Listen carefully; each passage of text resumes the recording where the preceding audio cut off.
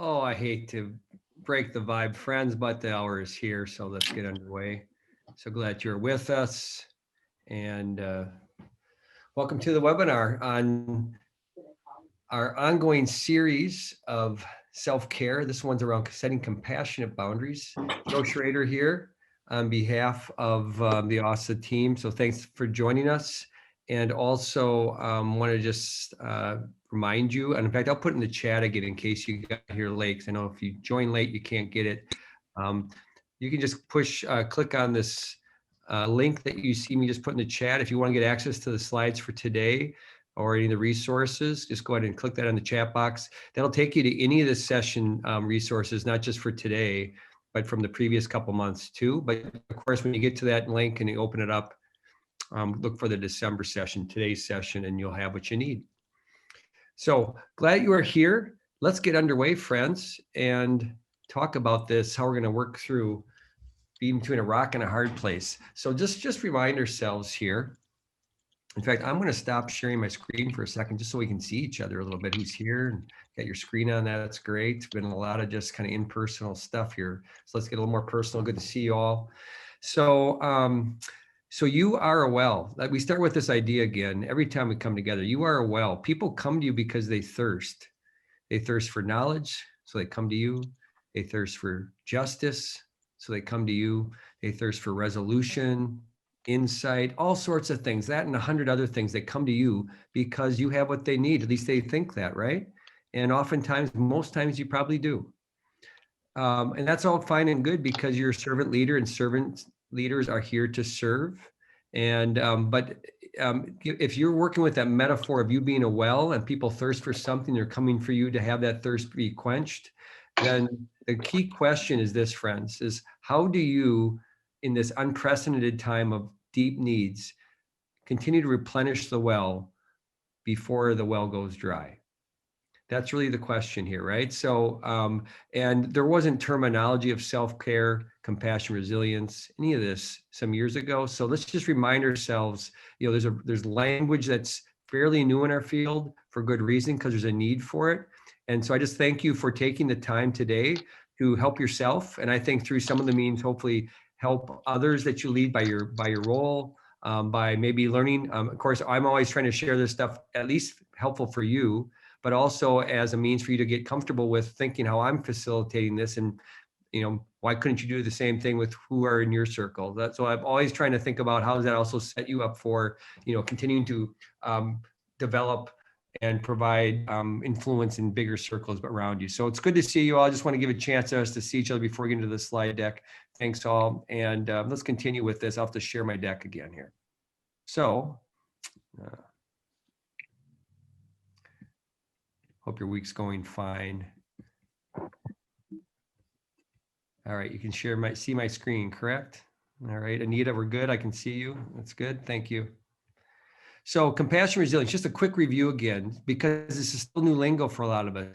Compassion resilience, working off that metaphor of you being a well, where people come because they thirst for something. That compassion resilience, think of it like a reservoir of well-being. I think that's such a powerful idea. And you need to continually replenish that well. So you have something to tap, especially in those difficult days and difficult situations, which are a lot of now, right? And so again, if this is still kind of trying to get just deep into your core about what this is, it's really a power to return to a position of empathy, to be really humane with others, particularly when they need something and they're just such big needs rate. And then to also have this, the sense of optimism and not overwhelm, to be able to live with optimism and purpose in a flawed world, a deeply flawed world at times, and a very disappointing world at times. But yet we can bring into it, a source and an ongoing replenishment of optimism, leadership, purpose, and service. And have some margin left when people need things, and ourselves as well. So, and we particularly need to spend time on this again as a reminder. We've talked about this before, because this compassion fatigue is a real thing, and it particularly is real now. And this idea of, we help others, and there's, even though it's not our personal trauma, we can have an effect of secondary trauma or burnout. And, the other items you see listed here, and I think, those are all very palpable these days. And again, why we need to be intentional and mindful, because the default mode otherwise is we just get tapped. And so again, this is one of those things where we have to take intentionality about this, understand the situation we're in, make choices that are going to be healthy for us and for others. And that's what you're here for. And I celebrate that. One last slide. I didn't see this till a couple weeks ago, I think. And I really like this. This is another way of thinking about resilience. So maybe this is one you even like as well, even better too, is, the ability to overcome challenges of all kinds and to bounce back stronger, wiser, and more personally powerful. So whatever most, yanks your chain here, gets you intrigued with what we're going to do today. Hopefully you have some ideas that are really resonant with you. So again, just an overall, this is what we've offered. We're in the third session now, this monthly, our year-long monthly session. Today's topic is going to really build off the one we did in November. I see a lot of familiar faces and even a few that weren't here live. I know you followed up and told me you saw the recording. By the way, this is being recorded, so you have to step away. Know that. Hopefully you can stay here till 4:45 when we're completed. Or also, if you have something today where this is helpful, maybe for someone else that can't join us, feel free to know that in 24 hours you'll have the recording and you can share that with someone else if you'd like to do that. So we're going to immediately get into some resources, and I've shared these before. A great partnership that's really has evolved in recent years is 3 groups in our state. Some really good things: WISE, Rogers Memorial, and DPI, and they've come with a toolkit that just keeps on getting better in my view. And so I see the link there. I'm going to be using a couple resources today from that. And I go to regularly to try to find things for my own self, for my own teaching, for things like this. So if you might remember, we tapped this last month, if you're with us, and that time we were looking at expectations. Again, really being having more humane expectations of self and then of others. So what we're going to do today is we're actually going to leverage a different one of those short videos. They're usually 4 to 6 minutes. We're going to talk about boundaries today. So you can find it through the links you saw. If you want to use this, again, you can just click on the slides. If you click on this slide, you can find it later for yourself as well. So here we go. So let's look at this 6-minute slide or 6-minute video. And as you watch this, let me just set it up. The video will give you some tips that we're going to expound on for the rest of the session, ways to understand what compassionate boundary studies are, and some ways that you can start putting this into place in your life. So try to keep some key notes. We'll be building on these as we go through this session. Enjoy. Hi, my name is Sue McKenzie, and I'm joined by Dr. Sarah Reed. And we're going to be sharing with you some tips on how we can take the great work from the compassion resilience field and apply it to our experience right now of the COVID-19 pandemic. And in this video, we're particularly going to be talking about boundaries. Now, we've been setting physical boundaries with each other, right, to keep ourselves safe. We want to talk about some of the social and psychological boundaries that we also need to be setting to be well during this time. Yeah, and Sue, this is always something I've really struggled with when integrating this into the compassion resilience work. It's really been foundational for me, I think. One of our compassion resilience mentors, so to speak, Bre Brown, reminds us that compassionate people ask for what they need. They say no when they need to, and when they say yes, they mean it. So they're compassionate because their boundaries help keep them out of resentment. And that was so inspiring to me, that recognizing every time I'm saying no, I'm also saying yes to something else. And that slight reframe has made it much more of a palatable type of conversation that I can have with people. Because we often do need to say no, really, to support our yeses. Yeah, so let's think for a little bit right now. What are some of my yeses? And they've changed a little bit, my focus. So right now, I'm wanting to say yes to connecting, reaching out to certain friends. I also want to say yes to being patient with the family that I live with, because we're together a whole lot.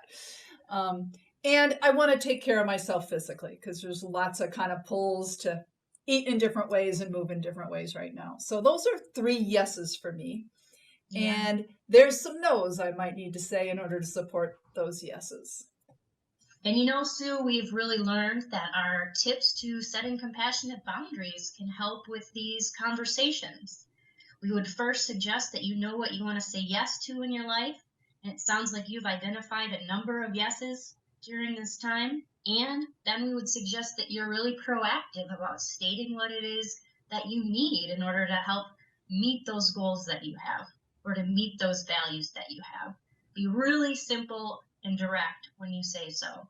So if you have someone in your household who's urging you to watch a lot of television right now, and believe me, I've been there, no judgment whatsoever, you might say something along the lines of, I'm really enjoying spending this time with you, really into this show, and I also have these other priorities, such as connecting with my friends.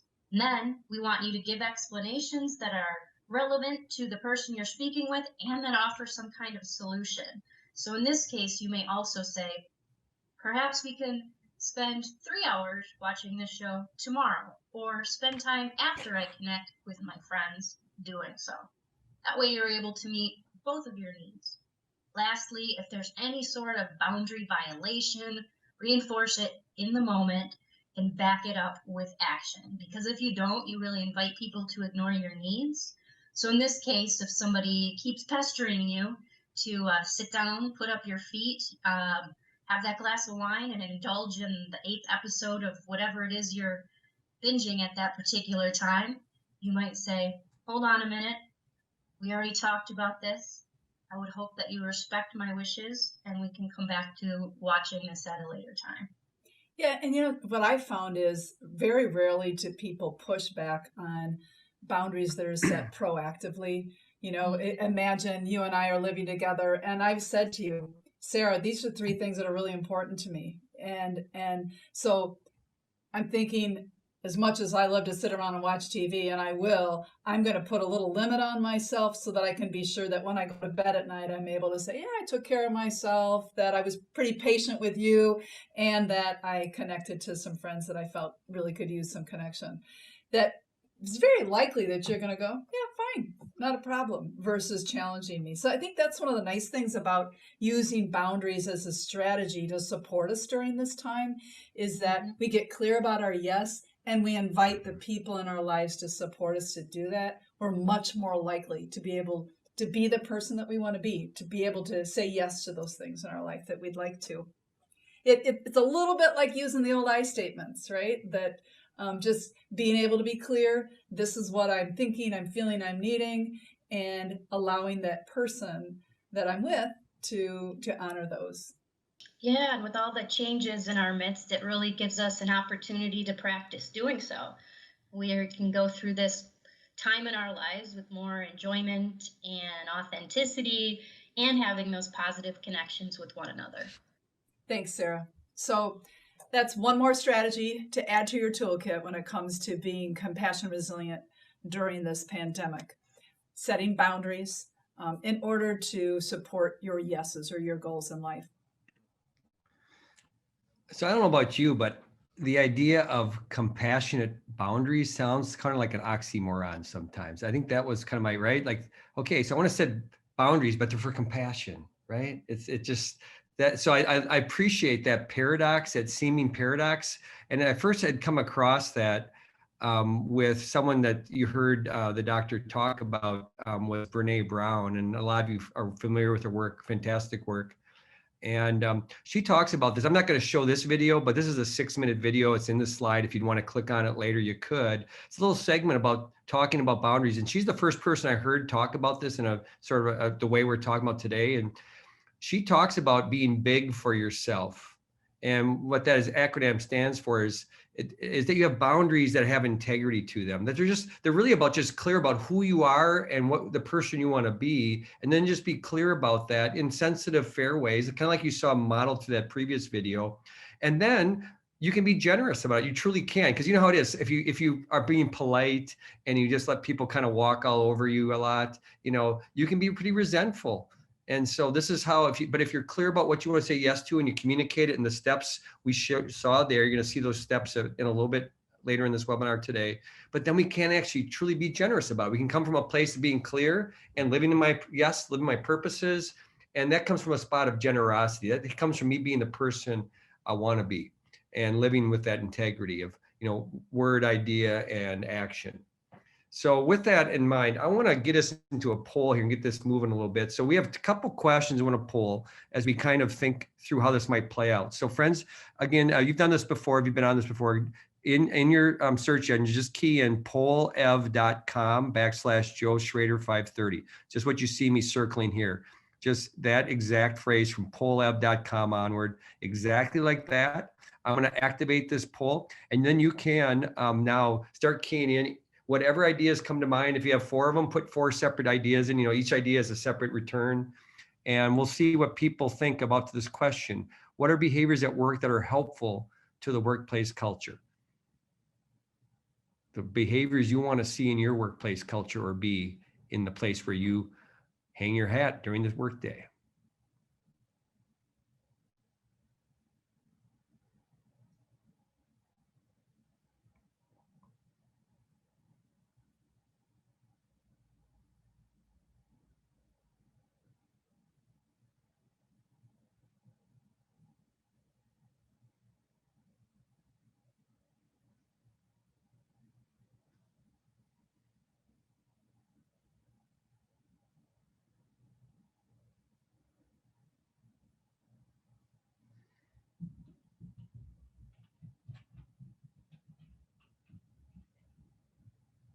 And you can see them starting to come in as people push send.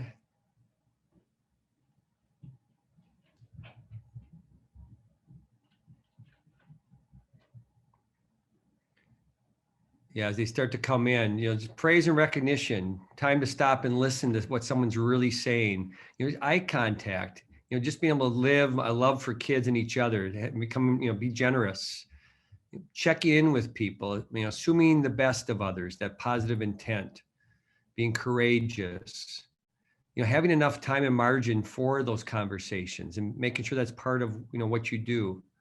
Really seeking to understand with so many different points of view and such strong points of views now. How about that one? How convicting is the idea of patience? I want to see patience in a workplace, and this idea of kindness and empathy being really present throughout. So you just see these wonderful things coming in here, and you're familiar with how these work.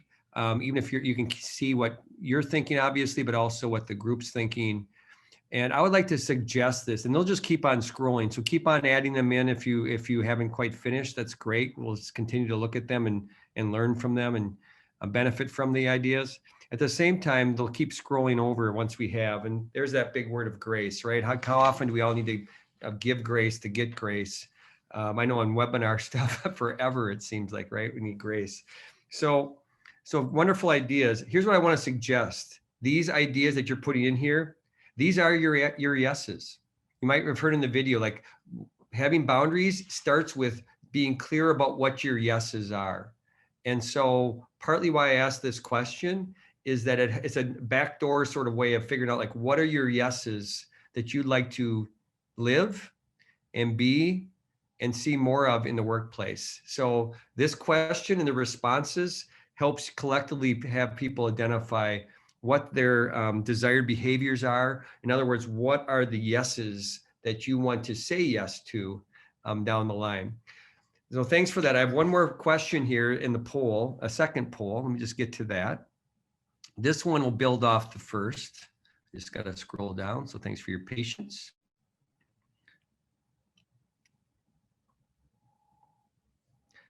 So this one, the same link will get you there. So I'll activate it. You should see it available to you right away. So again, this is, so what might you need to say no to in order to say yes to your yeses? Because you heard that in the video too. So what do you have to maybe say no to? So you can say yes to your yeses more often. And again, if you have 3 different ideas, just push them in separately. That's fine. They'll just keep scrolling up. Mm-hmm.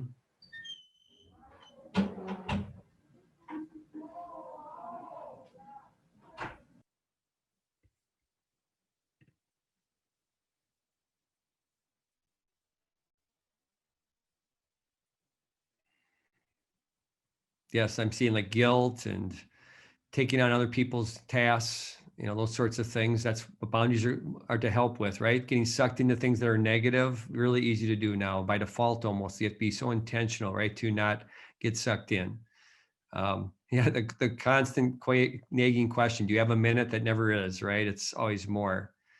Yeah, let's just skip lunch one more time because I don't have no margin. That's the place I can actually take anything else in, or telling a person's story without really understanding them. Again, so think of the things that you need to say no to. Some of them are things that you need to say no to in your own psyche. Some of those are things you need to say no to of the folks and the situations you encounter. But definitely part of boundaries is being clear about yeses, and part of it is also being clear on what you might need to say no to, or who you might need to say no to, but to do it in a way that's got integrity, right? Like we said earlier, because it comes from a place of just trying to be clear about priorities and meet needs in appropriate ways. And that's, so we have to start with, you know, these two pieces, and keep the good ideas coming, and you can all benefit from the quality of what's coming in from the group. But again, if you're wanting to know how to set appropriate boundaries, one thing I've learned through all this is you got to start with being clear about what you want to say yes to more. And then you also have to be willing with that to know, part of that is probably saying no to some things, but in a way that will lay out some, again, will reinforce what was in the video, but in a way that does that. So there's a place of generosity in the communication and a sense of still serving needs, but in an appropriate way. So thanks for those good ideas. I want to get back to sharing my screen here, my slides. So Bre Brown has this quote. I wanted to see you. A lot of us are visual learners. I know I am. You heard this in the video referred to, but compassionate people ask for what they need. They say no when they need to, and when they say yes, they mean it. They're compassionate because their boundaries keep them out of resentment. A lot of power in that statement. Again, this is the idea of, again, setting generous boundaries, setting compassionate boundaries, all right? So oftentimes without doing this, the default is we kind of get resentful, right? I mean, isn't that true? I know it's been true for me. So how you can grow in that fast, so you can truly have generosity, to be big. Remember, have boundaries, have them with integrity. That's the I. So you can be generous in your service and generous in meeting needs in an appropriate way. And these are skills none of us learned how to use, right? So we all have all this background, all these courses, all these, but never learned how to do this stuff, you know, so just take on more. So one of the things I want to share, I got this from Julie in City. Julie's wonderful, works as a consultant at DPI. I've gotten to know her particularly around mental health work. She's one of our experts in the state with trauma sensitive schools and that sort of thing. And so one of the things she shared recently when I was learning from her was this idea of how many teachers feel like they're overwhelmed. They don't have a sense of how to even set boundaries. So this is for a moment, I'm stepping away because I think everyone here right now is an administrator.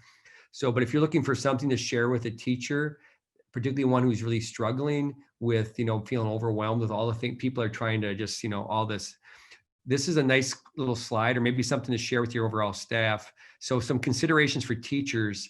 So when someone's, you know, to equip them with means or ways of thinking about someone who might be trying to offload and just really have no clear sense of any boundaries, is to have these kind of reflective questions that they can ask. And you see them here. And these are really thoughtful questions. Also on this slide, and again, we could have a whole session on this, but on this slide, you see where I'm going to click here in a second. There's a link, and that actually gives, if someone's interested in this, a teacher or something, it's a great resource. It just talks about role clarity and boundaries for teachers in that context. And it goes into a whole lot of detail. You know, like any of these things, it comes to some clear findings at the end, all that. So just a resource for you in case you're looking to equip a teacher or be a resource for others who just seem like they're overwhelmed, and you know that you have a sense that boundary setting might be a key way to help them make some progress. So here you go. So I'm going to get you into trying this out in a little bit. So this is the slide though that shows you, this is from the Compassion Resilience Toolkit, which is again filled with some videos, but also a lot of resources, protocols, processes. This is just a slide that lays out a process that you'd actually work through. So notice again, start by, if you want to set appropriate boundaries, start by knowing what you want to say yes to. In our exercise, I'm going to have you use in a little bit. We're going to actually have you try that out. To be proactive, if you go back to the video and you actually could have this out and look at it again, you'd actually see them walking through basically how they, communicate what their priorities are, how they intervene or reinforce it when someone might be trying to test those boundaries, and the backup, that sort of thing. So it kind of lays out for a lot of us that just like that linear sequential way I do that. Here you go. One other resource before we get into your trying this out a bit is there's actually in the Compassion Resilience Toolkit, there's a lot of protocols. This is one that's a circle agenda. I'm just going to click on this. Again, the point today isn't to go through all this, but I just wanted you to see this. And actually, last session, a lot of you were here with me and we were talking about setting expectations, appropriate expectations of self and others. And I was saying at the outset today's session around boundaries kind of builds off nicely out of the expectations piece. So if you felt you made some progress last month with, having more humane and appropriate, realistic expectations of self and of others, the boundary setting builds off that. And proof to that point is what you see here. So if you're interested in going this later, this would actually equip you with like maybe a way to kind of have a conversation like this and facilitate it yourself or have someone else in your staff facilitate it. But basically in like 45 minutes, walks you through how to do that. And it's interesting, they set up the idea, we're going to talk about boundaries ultimately as a way of self-care. But one of the first things they do is they talk about expectations. And so they build off of the things we were talking about last month. And in this case, this would be like if you're going to work with a faculty, you'd have spent maybe a previous meeting like this talking about expectations, but this is the next piece and it builds off. And anyway, just takes people through this and how they, identifying their yeses and what they'd have to say no to, et cetera. So again, my point isn't to walk through this step by step, but just see, part of, I know a lot of you come here, not just for yourself, you're coming out for ways to be a helper or a shaper, just a servant to the folks you lead and serve. And so this is a way to help others get some of these skills too. And you just be part of the process as a learner or a facilitator of that process, whatever you prefer. So I'm going to push pause for a second. I've been talking a bunch. Before we get into activity, I just want to have you go to the chat line and I'd like you to put in something in the chat that I'm really connecting with right now, or is really helpful to me where I am right now coming into this. Or if you have a question, that's something that's unclear, please let me know. But if you'd all go in the chat and just put something that's connecting or a question of what you've heard so far today, that'd be helpful.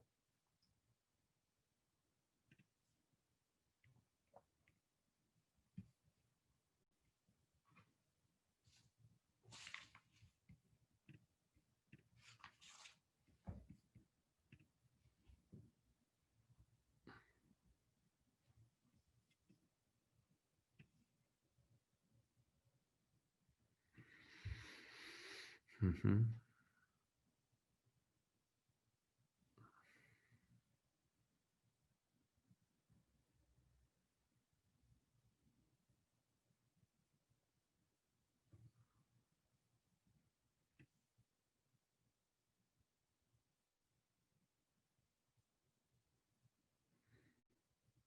Yeah, a lot of you are focusing on that key part, right? About the idea of if I want to say yes to my yeses more often, I have to also be able and willing to say no to some things too. And that's a hard piece. We're in this culture that, the default mode is let's squeeze one more thing in, or one being 15 more things in and say yes to everybody and everything. And that just has us being overwhelmed people and not very impactful either. So again, appreciate the things that are coming in there in the meaning making you're doing. So that's wonderful. So let's get you into, I'm not seeing any question here. I just seen really resonance. So since I'm not seeing a question, we'll get you right into the exercise because I want you to walk out of here with at least a way or two that you can get clear on this in the 15 minutes we have left. So what I want to do is, excuse me a second. I want to show you an exercise we've done and then show through the example, then have you try this out. So what I'm going to have you do is I'm going to have you try to identify at least one compassionate boundary. The way we're going to work through is like you would first, like on the screen here, you would say, okay, What's a key value, behavior, or priority that I want to say yes to more often? Be clear about something that's important to you that you want to say more yes to. Then what would be some ways to compassionately communicate or set those boundaries? And then finally, those with whom you might need to share that. So, because these are maybe the violators or the people you think are the most likely to need to know what you're trying to do to improve situations. So here's an example. Kate Melkor is a wonderfully thoughtful associate principal, happens to serve in the Green Bay area at an elementary school there. And this is their example. So I'm not going to read them all to you, but you can see, for example, so she wants to say yes more often to her children's social well-being and educational progress. She works from she works at home sometimes, in the office some days. Her kids are learning virtually, all that stuff as a mom and a leader right now. She's also wants to say yes more, particularly at these times, to her own physical health and well-being. And she also wants to say more yes to staying connected to students throughout the week, not just her own kids. In this case, she's talking about her own, find a way to connect to students in a way that when it's virtual and online more often. So those are the three things she wants to be clear of. And then she starts working her way across. So how might she compassionately communicate that? She's saying, like, I might need to set check-in times with my kids and their teachers throughout the week. And because she knows if I don't set that up and schedule it, unfortunately, it gets squeezed out too often. And then also, who might she need to communicate that so she can actually follow through on that? She needs to let her secretaries and staff know that there will be these specific times where she's focused on these other priorities. So you can see the idea. You have the access to the bit.ly link to the slides. So I'm going to ask you to do is take about 8 minutes or so and try to complete at least one row. Something you want to say yes to more, the ways you might set that, and then who might need to hear it. If you can do more than one row, great. If you need to, I think Becky or Kate's example on the previous slide could be helpful for your prodding your thinking. So go ahead. I'm just going to be quiet here, give you some think time. I'll come back in 7 or 8 minutes and see how things are going. If you have a need or a question, just put it in the chat line. Thank you.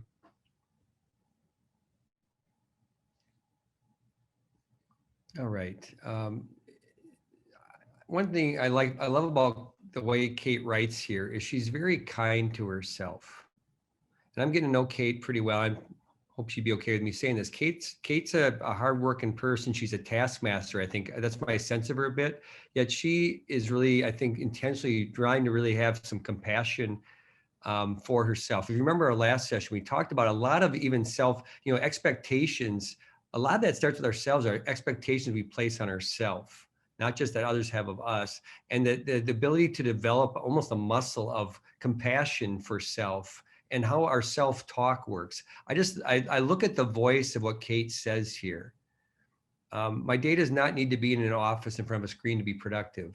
I can attend most meetings from home or outside, and exercising the day boosts my productivity while I'm in the office.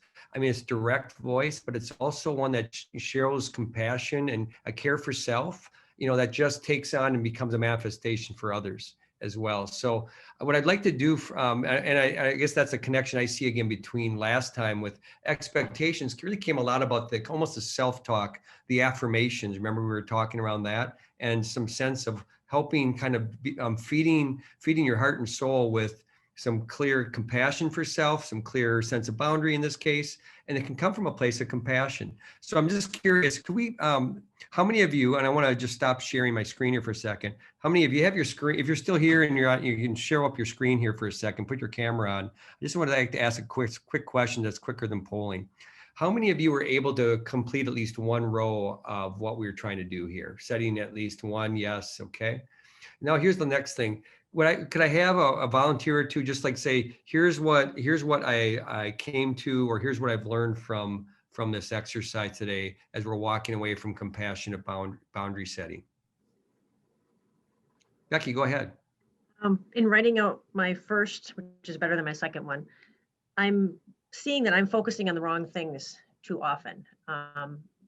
Not on myself, not on what I'm doing, and maybe too much on what others are doing or not doing, and not even teachers, just peers or the whole gamut. So I just need to focus more on what I'm doing and not worry so much about the outside, and maybe focusing more on me and inside. Yeah, and that's a great insight, because that allows you to start making a choice on that, not just flow into the app, the ongoing flurry of these days, right? In these times. So that's a great, powerful insight, Becky. Thanks. How about another? Yeah, thanks, Aaron.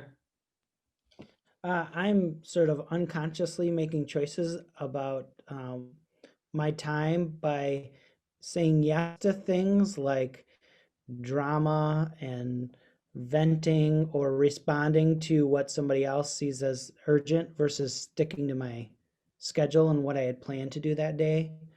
So I'm kind of just jumping and from thing to thing instead of slowing down and focusing on what my priorities are. Mm-hmm. So Aaron, this exercise, is it kind of almost like a mindfulness exercise a little bit, like just trying to be a little bit more aware of what I'm doing? Yeah, yeah. Yeah, be more conscious about how I'm choosing to spend my time. If I look back at my day and go, no, you chose to engage in that during that time, Mm, where in the moment I just think I'm helping. yeah, right. Well, that's what we do, right? We're the firefighters, jump to the next fire. So Yeah. I heard a lot of connection between what you and Becky were talking about, right? That insight, that awareness, almost seeing a pattern. And then again, because of our awareness now, we can do something about that. We have a choice. We don't have to just flow into the next reaction. And I think a key point here is, how do we respond, not react?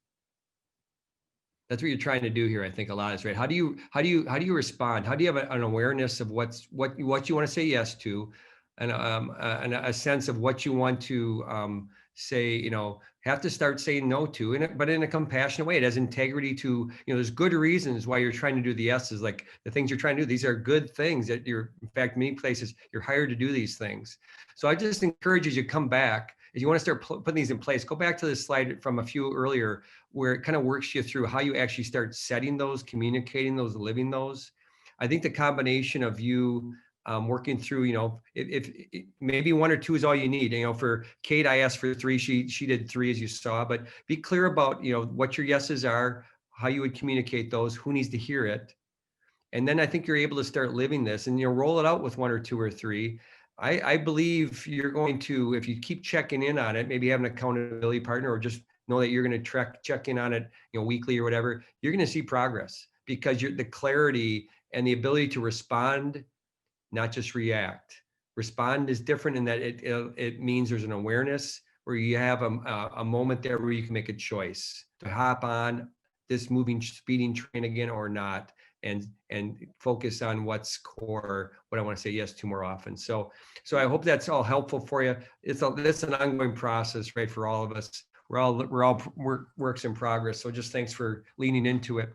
Again, I come back to this closing idea here as we wrap up in the 2 minutes we have left. So again, friends, I'm not going to read it this time, but again, this old parable of two wolves fighting inside of all of us.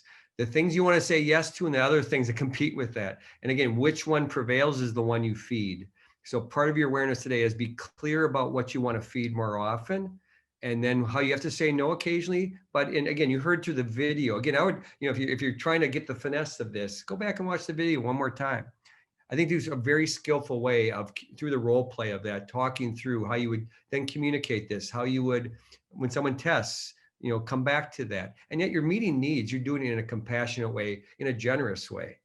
So hope that's helpful to you, friends. I hope also you can come and join us if you're interested. Next month, it'll be January 5th, 4 to 4:45 again. We're going to move on to a new piece about how we just get in that space of gratitude, the attitude of gratitude, and acknowledging the good, because there's so much there.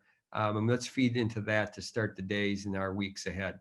So again, thanks everyone. This will be recorded out. The recording will be out to you within 24 hours, and hope it's helpful to you. Share it with any others. Maybe you saw some ideas that equip you to facilitate this with folks back in your circle. But regardless, thanks for joining us. Hope it was helpful, and God bless you in what you do. It's always an honor to spend a little time with each of you.